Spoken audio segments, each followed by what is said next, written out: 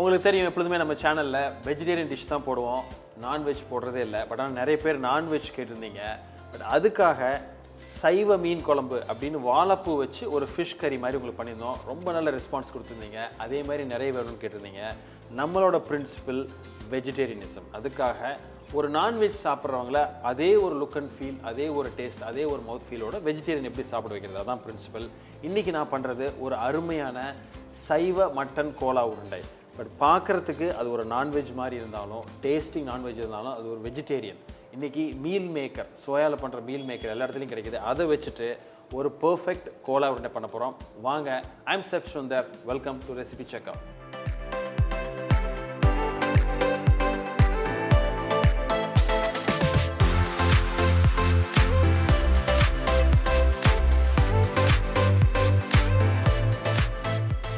நம்ம ப்ராசஸை ஸ்டார்ட் பண்ணுறதுக்கு முன்னாடி ஃபஸ்ட்டு கடாயில் கொஞ்சம் எண்ணெயை வச்சு டீப் ஃப்ரை பண்ணுறதுக்கு இதை நம்ம ரெடி பண்ணிக்குவோம். இதுதான் இந்த சோயாவில் பண்ணுற மீல் மேக்கர். இது வந்து கிட்டத்தட்ட மட்டன் மாதிரி இருந்தாலும் but it's a pure vegetarian. So இது ஹை ப்ரோட்டீன் கூட, உடம்புக்கு ரொம்ப நல்லது. அதே மாதிரி அதை ப்ராசஸ் பண்ணி கரெக்டாக பண்ணுறப்போ ஒரு மீட்டுக்குள்ளே அதே ஒரு கேரக்டர் நமக்கு கிடைக்கும். ஸோ நான் என்ன பண்ணுறேன், இன்றைக்கி இதை கிட்டத்தட்ட ஒரு அரை மணி நேரம் நல்ல சுடுற தண்ணியில் ஊற வச்சுருக்கேன். இப்போ நல்ல ஊறி இந்த பார்த்திங்கன்னா இந்த மாதிரி ஒரு கன்சிஸ்டன்சியில் உங்களுக்கு வந்துருச்சு. ஸோ இதை என்ன பண்ணுறோம், மிக்சியில் ஒரு வீட்டில் இருக்கிற ஒரு ஹோம் பிளெண்டரில் சில பொருட்களை சேர்த்து அரைச்சி ஒரு மின்ஸ்டு மீட் மாதிரி ரெடி பண்ணிவிட்டு அதில் உருண்டை பிடிச்சி தான் நம்ம டீப் ஃப்ரை பண்ணி இந்த டிஷ்ஷை பண்ண போகிறோம். வாங்க, இதில் இப்போ என்னென்ன சேர்த்து இதை அரைக்க போகிறதுன்னு பார்ப்போம். வீட்டில் இருக்கிற ஒரு மிக்சி ஜார் எடுத்துக்கங்க. அதில் நம்ம ஊற வச்சு ரெடி பண்ணி வச்சுருக்கிற மீல் மேக்கர் ஹாட் வாட்டரில் 20 நிமிஷத்துல கிட்டத்தட்ட ஊற வச்சுருக்கோம்.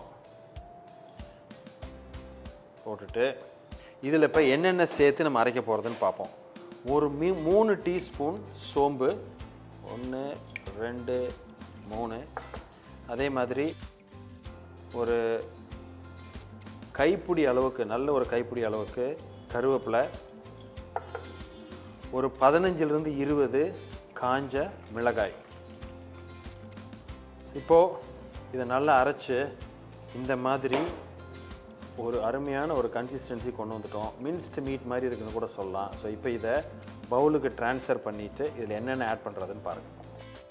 கொஞ்சம் நல்லா ஊறிடுச்சு அப்படின்னா இது ஒரு 20 நிமிஷத்துலேருந்து அரை மணி நேரம் நல்ல சுடு தண்ணியில் இந்த மாதிரி அழகாக அரைச்சி நமக்கு ஈஸியாக வந்துடும்.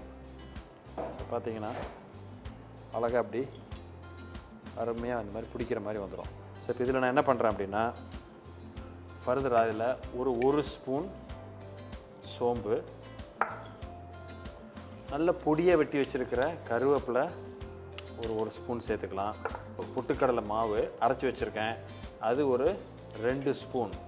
ஒரு பைண்டிங் ஏஜென்ட்டு. இந்த ஃப்ளேவர் வந்து ஜென்ரலாக அந்த சோயாவோட ஃப்ளேவரை கொஞ்சம் குறைக்கும். அதே மாதிரி 1 ஸ்பூன் அளவுக்கு கரம் மசாலா, கொஞ்சம் ஸ்ட்ராங்காக இருக்கலாம். வெட்டி வச்சுருக்கிற ஒரு வெங்காயம், சின்ன வெங்காயம், பெரிய ஒரு பொடியை வெட்டி வச்சுக்கோங்க வெங்காயம். இதை இப்போ நல்லா மிக்ஸ் பண்ணிடலாம். இல்லை கொஞ்சம் சால்ட், இதுக்கு தேவையான சால்ட் நம்ம அரைக்கிறப்ப சேர்க்கல. ஸோ இப்போ தான் சேர்க்க போகிறோம். தேவையான அளவு உப்பு.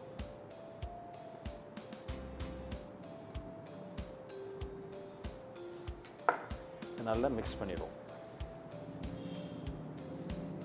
இந்த பொட்டுக்கடலை மாவு நம்ம சேர்த்தோம் இல்லையா, அது வந்து எல்லா இடத்துலையும் மிக்ஸ் ஆகிறதுக்காக நல்ல இந்த மாதிரி கையில் கொஞ்சம் பொறுமையாக ஒரு 2 நிமிஷம் மிக்ஸ் பண்ணிடுங்க. இப்போ இது அழகாக ரெடி ஆயிடுச்சு. இது இப்போது இந்த மாதிரி ஒரு உருண்டையாக பிடிச்சி வச்சுக்கலாம்.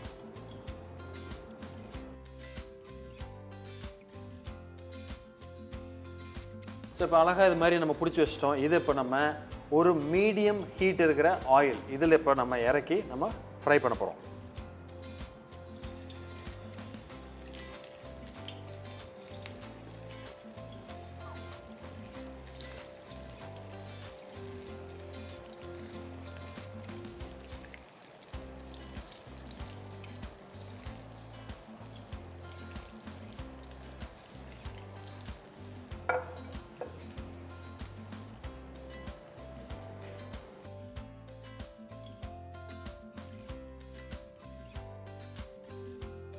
இதில் ரொம்ப முக்கியம் என்னென்னா இந்த பொரிக்கிற எண்ணெய் வந்து மீடியம் ஹீட்டில் இருக்கணும், ரொம்ப சூடாக இருக்கக்கூடாது. அப்படி இருந்ததுன்னா வெளியில் கலர் வந்துடும், உள்ளே குக் ஆகாது. அதனால் ரொம்ப முக்கியம், ஒன்று போல் குக் ஆகணும். ஸோ அது மாதிரி இப்போ அருமையாக பார்த்தீங்கன்னா அந்த கலர் வந்து கரெக்டாக இருக்குது. ஸோ இது இப்போ ரெடி, நல்லா கிறிஸ்பியாக இருக்கும் வெளியில் இது. ஸோ பார்த்தீங்கன்னா ஒரு அருமையான சைவ மட்டன் கோலா உருண்டை. கலர், அந்த கிறிஸ்பினஸ் எல்லாம் பர்ஃபெக்டாக இருக்குது. ஸோ உள்ளேயும் அதே மாதிரி ஒரு அருமையான ஒரு சாஃப்டாக இருக்குது. பார்த்தீங்கன்னா பியூட்டிஃபுல்லாக கரெக்டாக குக் ஆகி கரெக்டாக இருக்குது. ஸோ இதை கண்டிப்பாக நீங்கள் ட்ரை பண்ணிவிட்டு உங்களுக்கு எப்படி வந்திருக்குன்னு சொல்லுங்கள்.